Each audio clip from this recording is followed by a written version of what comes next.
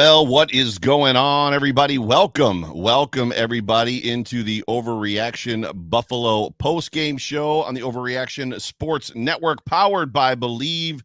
It's so good to have every single one of you. My name is Joe Miller.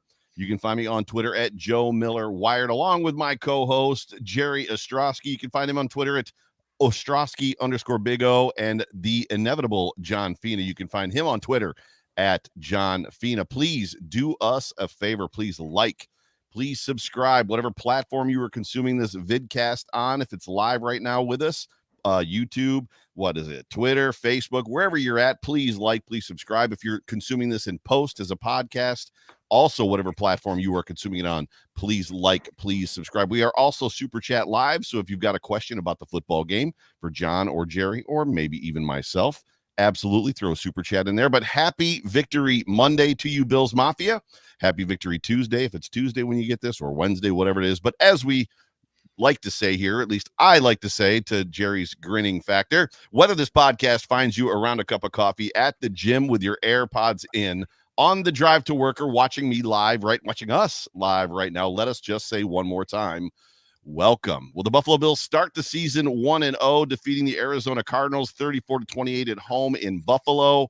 And let's just call it a straight up windy day. The wind did not stop. It was about 18 miles an hour and would gust to about 25. My face is wind burnt from it. That's why it's incredibly red right now. A roller coaster of emotions as the Buffalo Bills started flat, then gained some momentum. And just as they looked like they had put the game away, they let the Cardinals right back into it. But they held on to win, which was great. And at the end of the day, gentlemen, that is all that matters. We're 1-0, and we're in first place in the AFC East. My guys, happy Victory Monday to you. It's Sunday, but happy Victory Monday to you. Happy Victory Monday to you too, Joe and Jerry. And just like you said, it doesn't matter. We get to the end of the season. We're making our way into the Super Bowl. No one's going to look back and dissect the game, right? It's a W now. It's a W forever.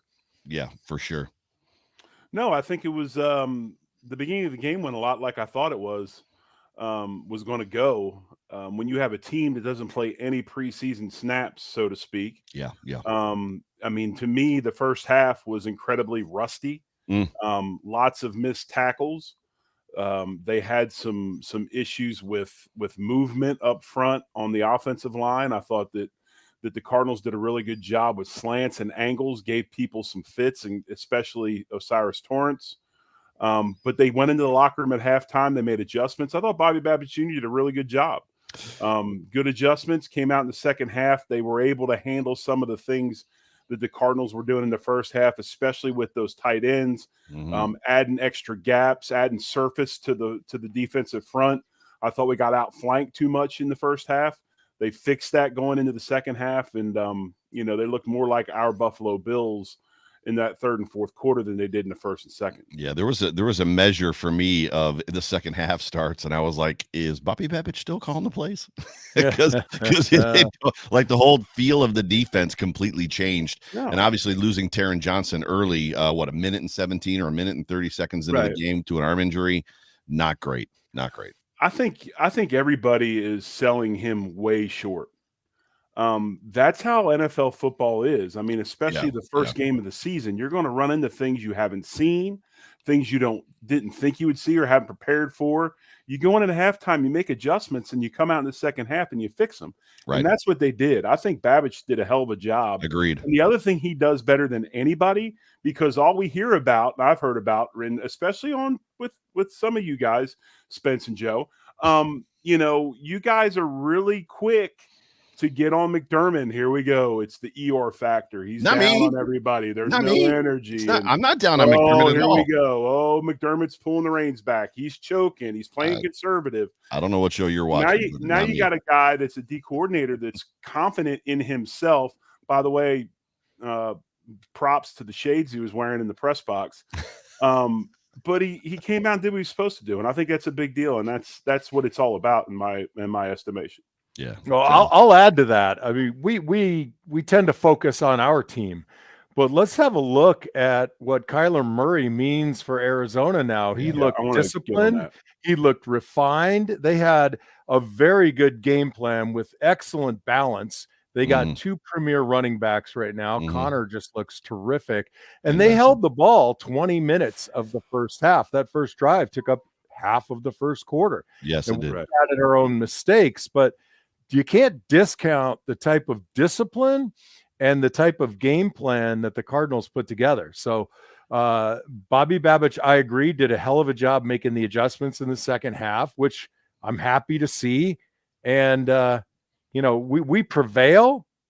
We didn't have a game for 3.5 or 4 weeks now for our core starters. So I think we avoid a little bullet there, and we learn quite a few lessons. I want to piggyback a little bit on what John said. The first part is the Kyler Murray effect, and we talked about it Thursday on the show with Ed Smith, who covers the Cardinals on their Believe network. Kyler's so dangerous running, and the way that they came out with that spread look, you've got to respect the receivers, and you got to respect Kyler's scramble ability. So if anything, we might have been a little bit passive in that first half, just really worried about Kyler getting out of the pocket, which he did. So I think that had a lot to do with it. And they did exactly what I kind of thought they were going to do early, getting Connor downhill and getting Benson downhill, in that running game. I thought that they were able to control the line of scrimmage.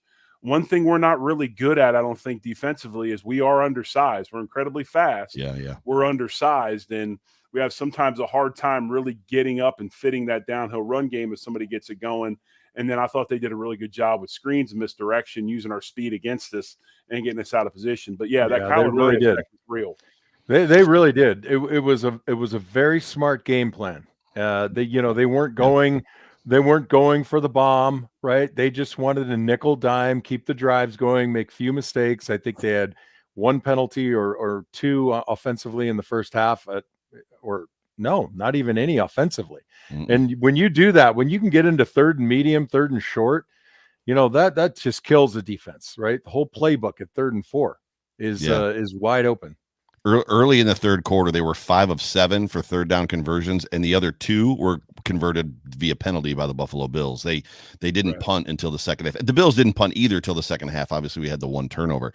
I would like to address Jerry's comment about me, blaming Sean McDermott. Oh my God, on being conservative. Oh my gosh. All I'm going to say is I'm going to be honest with you. So the Buffalo Bills, in one of their last drives, I think it was their second to last drive, they get down into field goal range and they totally turtle shell the whole entire thing. And they kick the field goal, which was great. And Tyler Bass, if you want to go thumbs up on a player, especially after like all of the stuff that's been said about him in the last several weeks, the last couple months, what a game Tyler Bass had. Like, he was perfect, absolutely perfect today, even when it really, really mattered.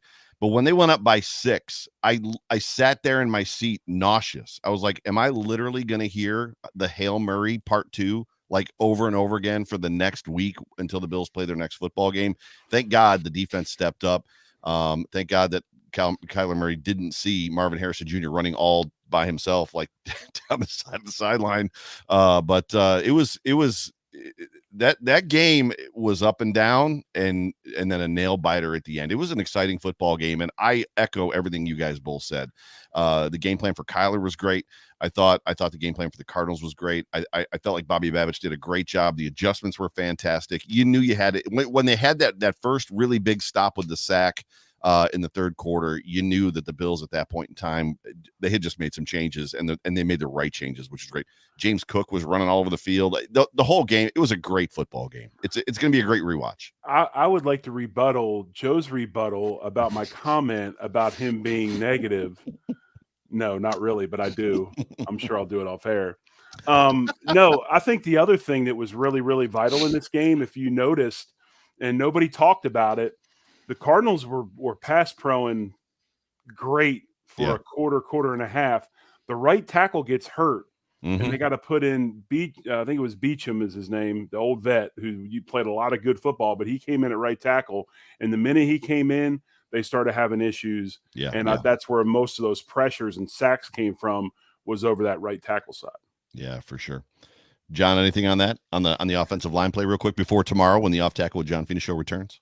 No, man, I'm content. I just need to know if I need to get between you two guys here. There's a little bit of you don't animosity. need to get between us. No, I'm just playing. Look, this whole game is a different story if the kicking game doesn't allow a touchdown, right? So I know we're kind of, it's like a shotgun blast this pod so far, but what we take away from just in general, before we get into some more specifics, is when you're facing adversity, when things aren't going well, when you're committing penalties, when you're just not in sync, and you're able to power through it, those are the lessons. They're not going to go back and look at this film and pop the champagne bottles. They're going to dial this in and say, whoa, were we ready to play? Were we ready to adapt? And it took us a little while to clear the dust off, but in the end we did. Yeah, there's a lot of high arching kind of like conversations that we can have. You can talk about the penalty situation, and not only the penalty situation, but the referees. So when you look at the roughing the passer penalty on Kyler Murray, which one of the former refs in the NFL actually has put out a thing that it obviously never should have been called. But from my vantage point where I sit in the tunnel end of the stadium. I'm on the 30-yard line. That tackle happened to my right down below. And literally when Kyler slides and I forget who it was, Dorian Williams went over top of him, immediately the flag hit the ground. And then I'm like, oh, you've got to be kidding me. And then I'm looking to figure out where it came from, like which ref threw it. It was the back judge, which means that the back judge threw that flag when the defender made his motion. And I think I commented on this on one of Jerry's posts. So like the contact hadn't even been made yet. And the flag was in the air because the ref or the back judge knew what he was going to do, that he was going to go down. And then they failed to call the one on Josh Allen. They failed to call the hip drop, and Josh Allen's calling for the hip drop penalty on him, which it absolutely was a hip drop. Some of they maybe not.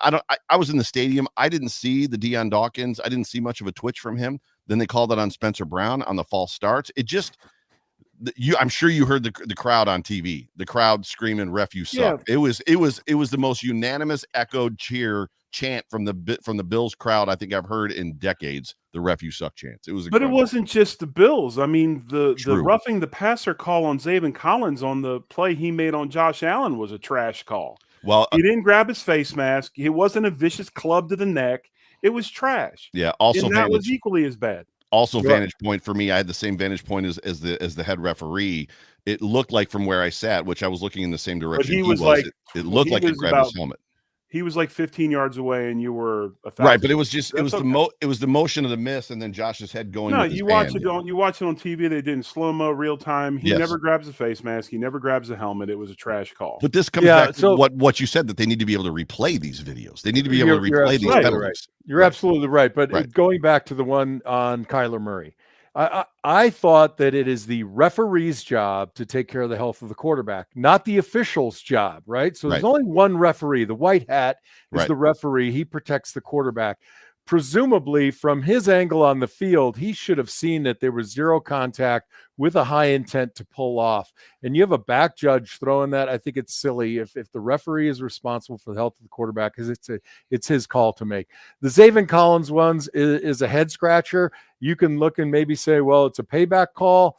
On TV, they said, well, maybe he was too rough around the head and neck area. Yeah. I don't see how he could have done it any differently. These things happen in a split second. It was just poor all the way across. Jerry, I know you rewatched the first half.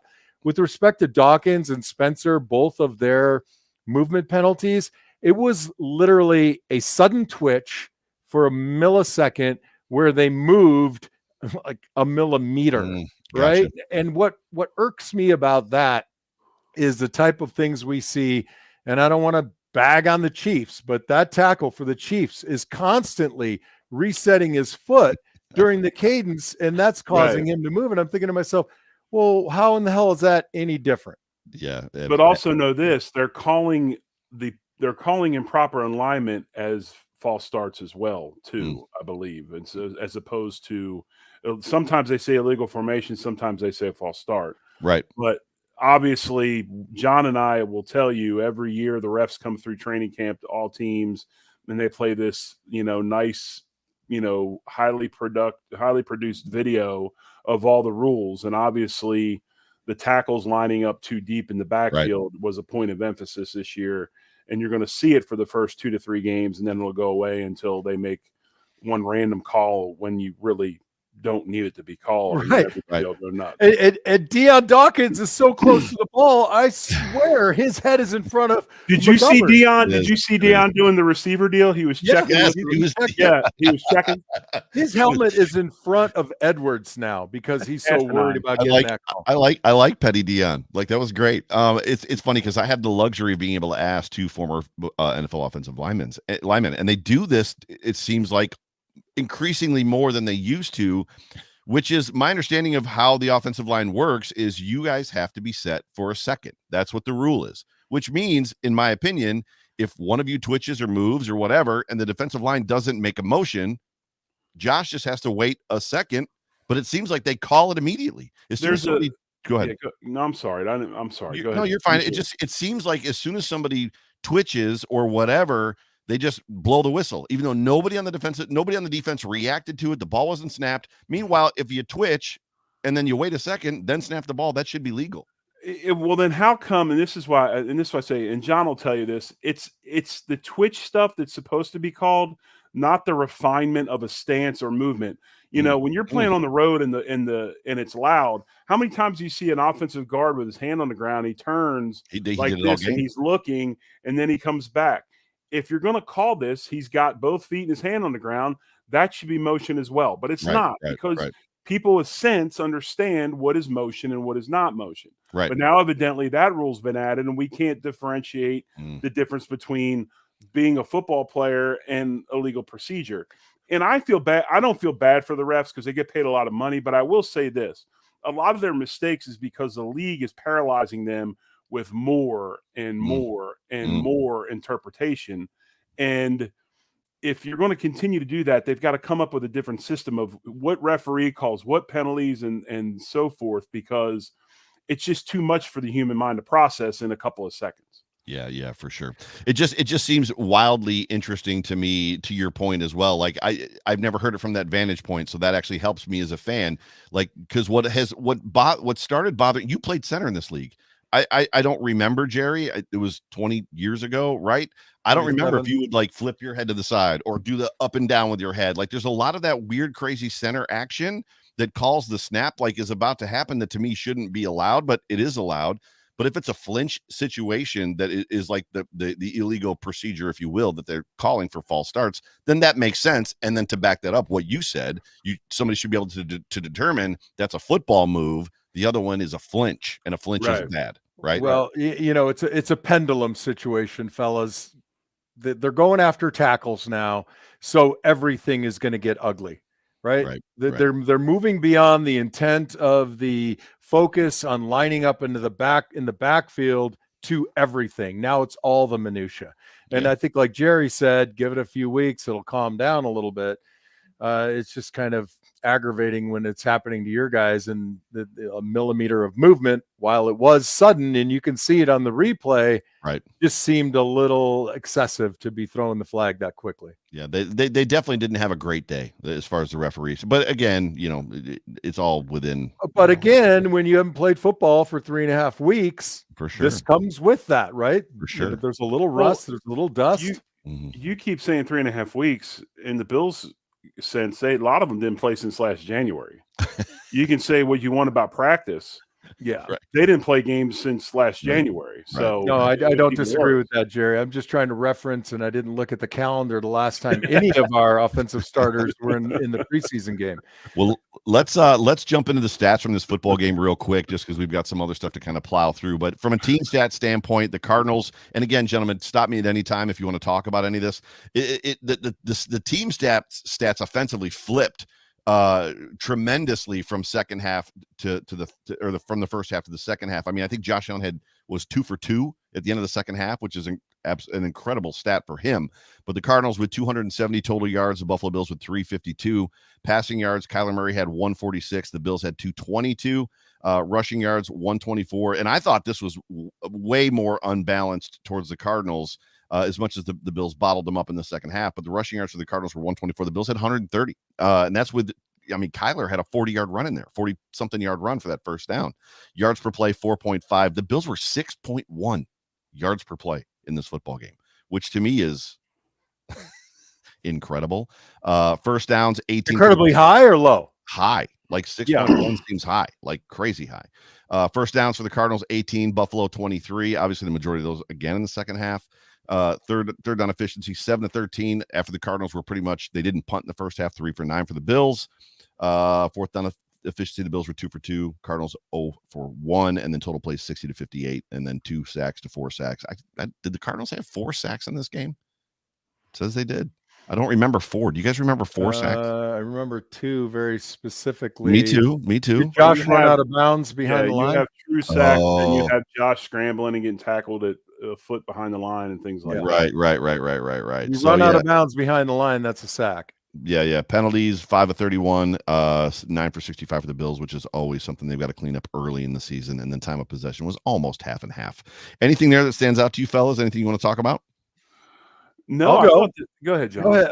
Well, I'll say this. The running game, it was kind of curious when you looked at it, and I was thinking about this before I rewatched the first half. It was feast or famine. Yeah. Right. James Cook was either gaining 7 to 9 on every play, or he was down at the line of scrimmage. So kind of scratched my head a little bit, and I went back and looked at it. And I think this is really a key to the success of the game. And I want to make 2 points here. When he was stopped at the line, Budda Baker was flying up from the secondary. They had more guys than we could block. It was a good run package. When they didn't, we just tore them apart. So we really put the Cardinals in a bind. Like, do we want to stop the run and come up hard with the fear that Josh Allen is going to burn us, or do we want to sit back and play pass defense and let Cook burn us? So there was a little bit of balance there. That's point number one, which the Bills executed extremely well. The second point is, Jerry, when you go back and look at it, I think the Cardinals had a pretty strong tell when they were overloading and rotating the safeties down. Yeah. And my question for that is two things. First is Josh not seeing that and giving an easy call and then flipping it? Just go Riverside and run the same play the other direction, whether you're running strong zone, change it to weak zone. And number two, you got to coach running backs to see where the pressure is developing pre-snap, because a couple of them, we ran a lot of weak zone today and it looked really good. But on a couple, I'm looking at it saying, James, you got to see that guy coming up and bend that thing back. And instead of running face to face into a guy, you can bend it back behind Spencer Brown and have a guy tackle you with more of an angle. And then you're falling forward for 2 to 3 and maybe 4. Right. I think that Joe Brady is he's not a true blue 4 verticals guy, where when he wants to take the top off of it, he's going to put his guys and run 4 verticals. I think Brady sets a lot of stuff up for play action. And I think that sometimes he will eat a play, like you talked about with Budda coming downhill. He doesn't want Budda to not see that, because if you remember, it's obvious to me anyway that Marquez Valdes-Scantling is going to be the speed guy to try to take the top off of it. They run that stuff. Next thing you know, MVS comes in the game. They run hard play action. He gets his guy beat. Yeah. And the other thing was, the play action was so good, the safety that would have given him help on that post route was downhill, and Josh overthrows the ball. That was like one of the few bad passes he had. He had Valdes-Scantling wide open. Lead him to the middle of the field. Flatten the ball. Right. I don't think you're going to see – I think Brady is a big-time setup guy, as opposed to – when I say setup guy, I mean big play setup guy, as opposed to just coming out like you'll see some teams and just force the issue. He's going to set it up off of play action and stuff like that. He got what he wanted, and we missed the play. So hopefully next time we make it. But yeah, I think sometimes offensive coordinators are like, yeah, they got to tell on it. Let that safety keep coming downhill, because I'm going to get him over the top here in a minute. So I think that's what they did, and we just didn't make the play. Yeah, the wind was whipping down on the field, and you guys obviously have played on that field for a very, very long time, so you get it. Like going one direction, then the other direction. I don't even know how the quarterbacks complete deep balls sometimes in that stuff. It's just because of the wind. Josh Allen in this game was 18 to 23. Was a 78% completion percentage, which is like insane. Again, for 232, 2 touchdowns. James Cook led the way, 19 carries for 71 yards. Josh Allen was 9 for 39 yards. Ray Davis had 3 carries for 13 yards. Ty Johnson, 2 for 7.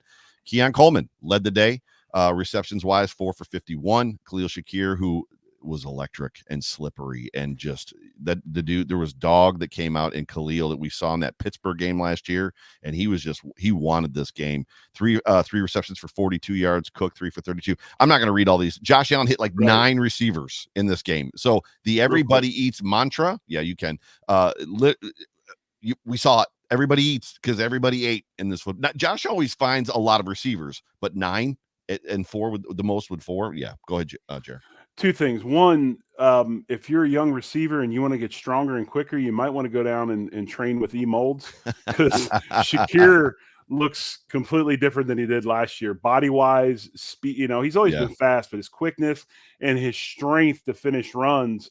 So props to Eric Molds, because I know Shakir spent some time with him. But I got this off of Twitter, and I'm giving credit to Josh Allen's stats. So if you're watching, I'm giving you full credit for this this comment. But he says that Josh Allen today became only the second player in NFL history with a game of at least 78 completion percentage, 230 passing yards, 2 passing touchdowns, 2 rushing touchdowns, and 35 rushing yards. The only other player to do that was the late great Steve McNair versus Jacksonville in 2001.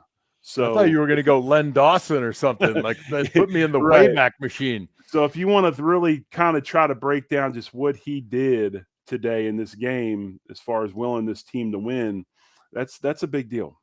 Well, completely agree with you. And to top it off, it's the balance that helps Josh perform like that, right?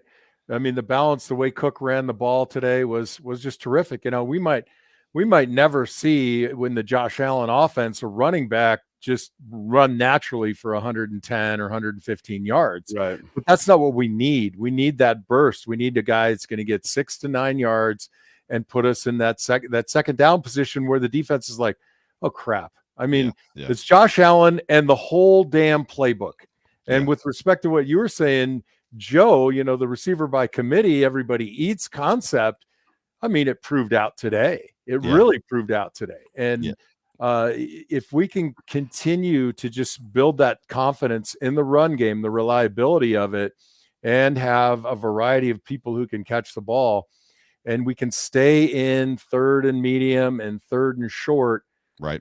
That's key to winning football games. Yeah, but also not to be lost, Joe, on what you said earlier. That 9 different guys catching a ball is a big deal. Yeah, for sure. I was looking down at my phone. There's a meme, and I saved it because I'm the Niz. Justin actually posts it the most, but it's a cartoon picture of Josh Allen, like an animated picture from like one of the networks, and it says, only player in history ...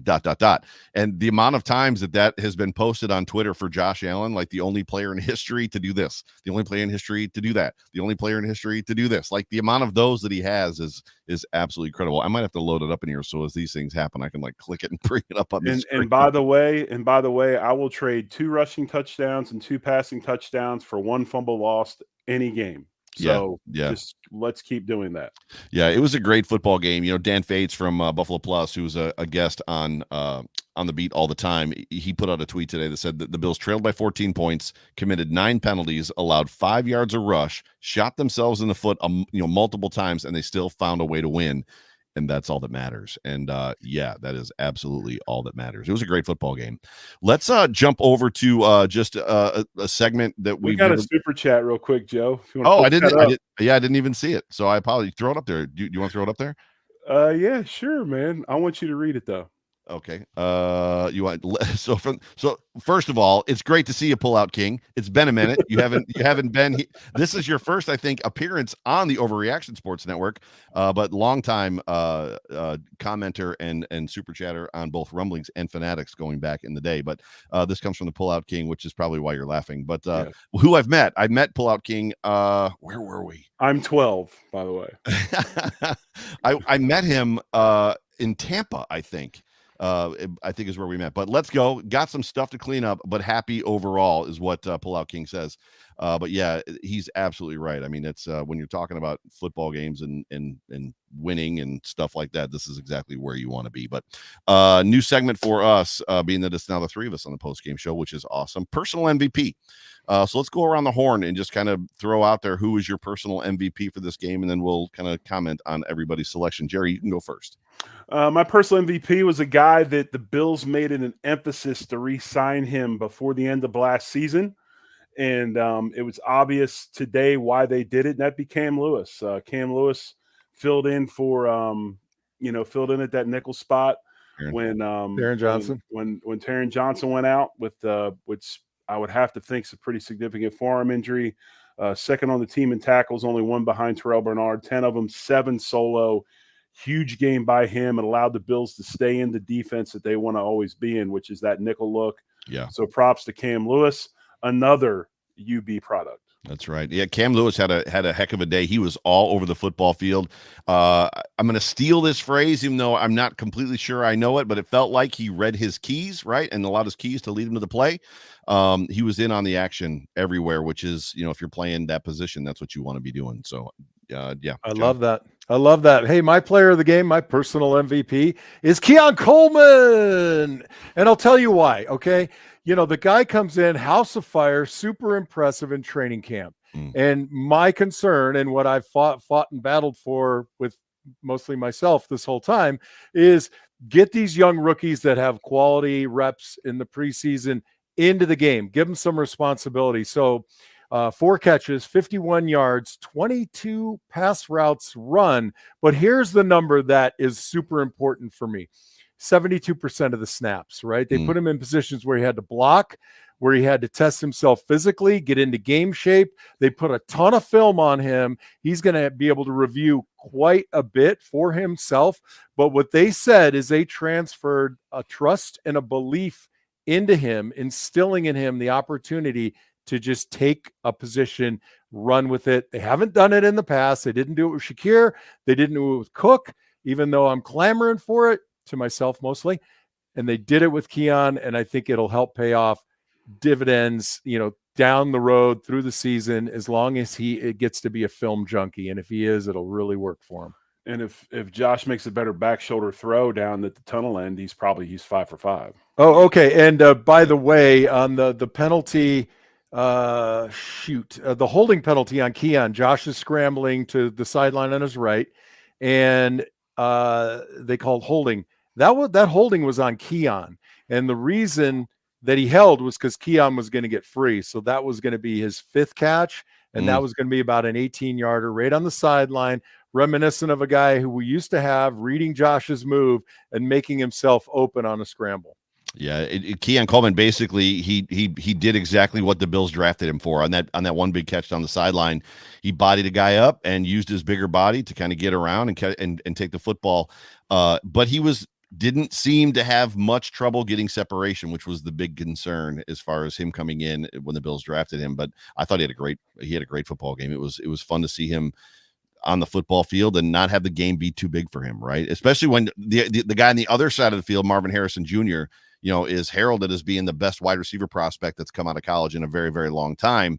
And it wasn't his fault, but he didn't really, he had 2 passes, right? 1 completion and 1 incompletion. Well, one he should have had. Yeah. That would have been a dagger if he was seen. Yeah. You guys left me a lot of meat on the bone. I got a lot of places that I could possibly go, but I think that I'm probably going to go with Groot. He was just a menace, specifically in the first half. And Groot, to me, saved this football game. If he had not played and been as active and in the mix as much as he was in the first half, it could have really gotten, in my opinion, away from the Bills. He was a guy that they had to account for, and it didn't end. When they got to the second half of that football game, he was still in there, and it was fun to watch him and Vaughn kind of work off of each other, which was great. Vaughn, that was a very odd and abnormal sack for Vaughn, just bull rushing his guy back into Kyler, which basically caused Kyler to trip when the tackle stepped on his foot, and then he obviously jumped on top of him. But it was fun to see Vaughn too. But Vaughn looked good. Can I say something real quick? Yeah. So before we get flamed in the comments, just think of this as like America's Got Talent. Josh already got the golden buzzer, and he's going straight to Hollywood. We know that he's like, yes, he's the. We were trying to select somebody that wasn't so obvious, and by the way, Everybody that joined us in the comments tonight, thank you so much. Great comments. Thank you for being here. Tell a friend, come back. We love you. But Josh, overall, we went personal MVPs. Game MVP, Josh Allen. Jerry, Josh Allen, John Fina, Josh Allen. This is like when my son would come home and piss and moan that he didn't get the Player of the Week T-shirt at the team dinner on Thursday night. And I'm like, you've already got like 6 of them. How many more do you need? Just sit down and eat your freaking cake. And cheer for one of your teammates who got it this week. Please. There's a point as well for Josh Allen. 232 yards with 4 touchdowns on the day is kind of a Josh Allen day at work, right? Yeah, but we do have drama rolling into Monday afternoon. Josh Allen, his hand, bad or good? Yeah, it's going to be it's going to be interesting to see. He in his post game interview on the field, he said I think he said we are right, or we aight is what he said. But so I have a feeling I mean you might see it affect his play as far as being under center. We don't even know what happened to his hand, but there were 3 injuries in the game, 2 that were significant. Taron Johnson, potentially Josh Allen, and then Ty Johnson also had an injury that I saw on Banged Up Bills. He actually tweeted it out earlier today. That was probably the one thing that I would have liked to have seen Ray Davis more today. I disagree. The 2 to 3 plays he was in, he was electric. I'd like to see Ray Davis more. Why do you disagree, John? I disagree. I think James Cook is RB1. If he's I didn't say he wasn't. Look, I'm not saying you're saying that he's not, but it's the first game of the year. I want the guy to groove. I want him to. I never said that about Sean McDermott, John. I'm agreeing that you didn't say it, but I'm talking about the philosophy. Why do you got to clap back at me, Jerry? Why do I got to catch a straight? You two are like your fault, Joe. It's always your fault, Joe. Come on. Well, let's take a couple minutes here, and like I always used to do, I put out on Twitter from the Overreaction handle just that the Buffalo Bills won. How are you feeling about this football game? Let us know. And I didn't say that I would read them, but here we are, and we're going to read them. I just basically said, "How you feeling, fam?" So, C-Dub. It's funny to me how like all the old gang shows up, like Chris Wells. So C-Dub is Chris Wells 73. Gosh dang, I love Josh. First game of the season usually feels like a preseason game that counts. Mistakes will be made. Mistakes were definitely made. Injuries continue to claim key players. Please, sweet baby Jesus, bless Josh's non-throwing hand. And then he's got the gif of from Talladega Nights, dear sweet baby Jesus, praying. And at any point in time, if you guys want to respond to any of these, because I've not read them yet. I never read them before the show. So if something comes up that's controversial and you want to respond, that's fine. Jose Whoever says stressed and relieved, laugh out loud, hashtag go Bills, hashtag Bills Mafia. And he's got the airplane, which you two appreciate because we're all old. I picked the wrong day to stop sniffing glue. Which is fantastic. Jason, our guy from Scotland. I'm really happy that my score prediction was 1 point off from being correct. Really unhappy that none of my bets came in tonight, but mostly happy the Bills got a W. Groot got 3 sacks. Vaughn got 1. Now we wait to hear about Josh's hand, which is absolutely true. I wish I was in Buffalo at Saxa Dave. So this is my guy Dave who lives in London. Always forget how much of a roller coaster it is watching the Bills. Happy for the win, especially as it's a week 1 win and it's rarely predictable.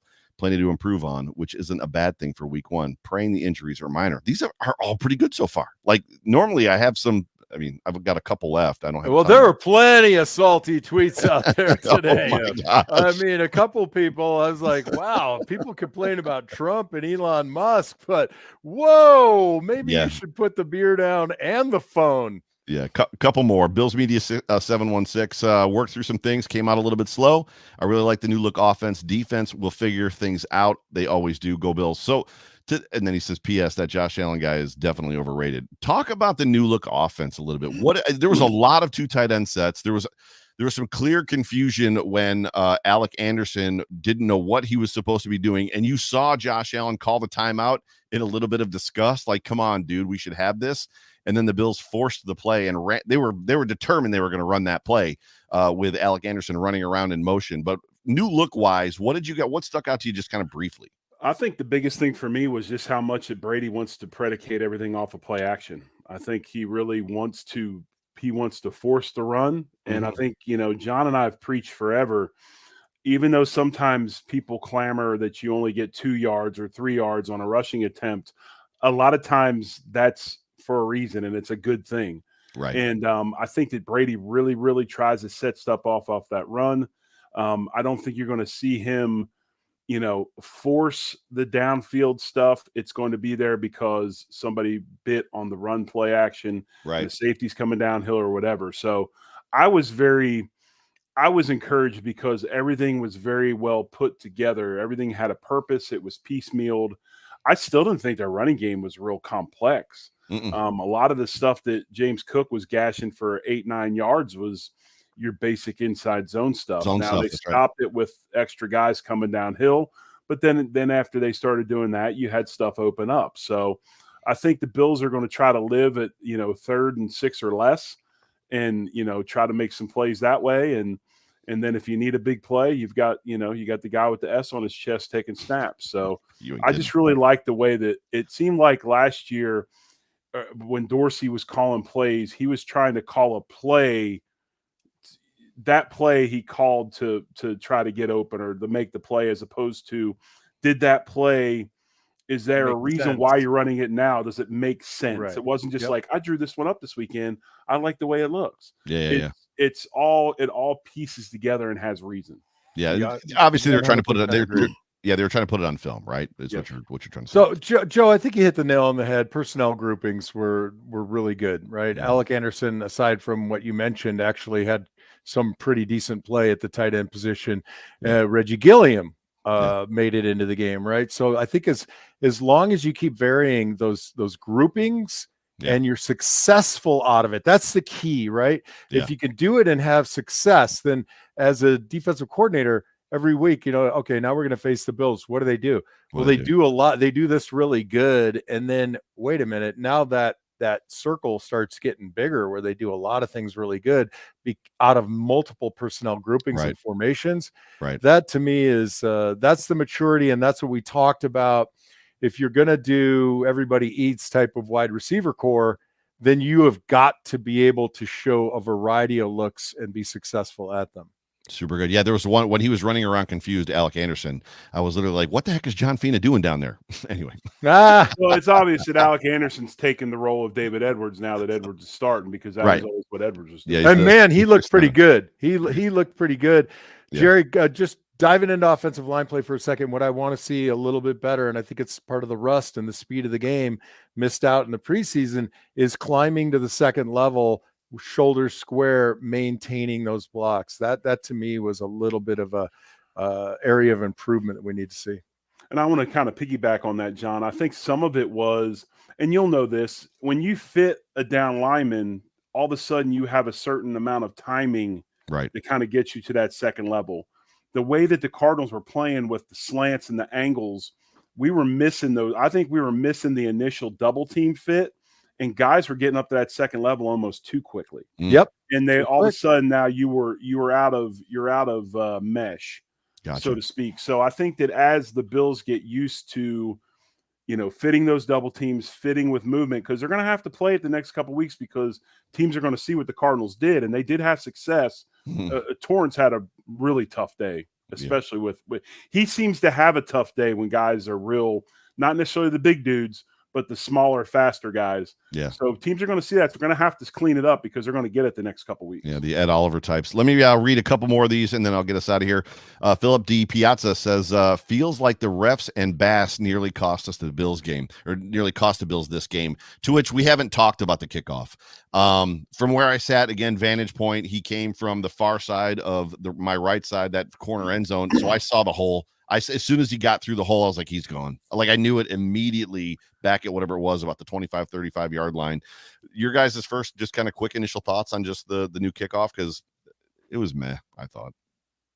I didn't have a problem with it. I mean, it made for some exciting football. I mean, there were some things that were done, but yeah, we had a good return. We had a good return as well, right? If I had to hear Ross Tucker one more time talk about the potential of having a 12th guy on the field to hold the football, I was going to puke on myself. And it happened. First time in history. Right. I know. Eventually, so it probably shut him up. So where did the Cardinal player field the ball on the kick?